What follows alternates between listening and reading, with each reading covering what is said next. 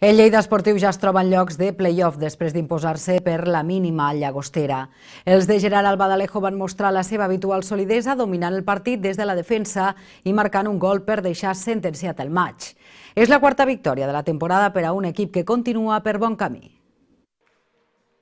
Victòria treballada del Lleida en el dia del retorn de Raúl Fuster al camp d'esports amb la samarreta del Llagostera. El partit va començar bé pels blaus, que arribaven amb facilitat a les immediacions de l'àrea rival. Primer Marc Nierga i després Ivan Agudo gaudien de les millors ocasions. A poc, però, l'equip va anar perdent domini i va veure com el partit entrava en una fase d'anades i vingudes en què els visitants podrien haver fet mal en jugades de pilota aturada i també al contracop.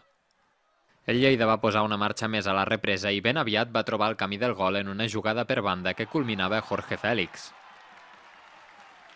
Amb el marcador a favor, els blaus van saber temporitzar el joc i el Llagostera només va gaudir d'ocasions a pilota aturada. Ivan Agudo perdonava el segon en una jugada idèntica a la del primer gol. Els visitants per la seva banda ho intentaven tímidament sense generar sensació de perill. Al quart d'hora de la represa, l'exlleidatà Fuster rebia una càlida ovació al ser substituït. Al minut 70, el visitant Leó va fregar l'empat en un servei directe ajustat al travesser, però el resultat ja no es va moure.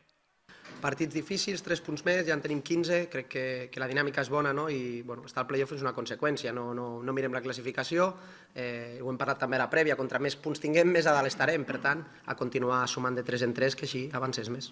Amb aquesta victòria, el Lleida es situa quart amb 15 punts. La propera cita dels blaus serà diumenge que ve a Alcoi.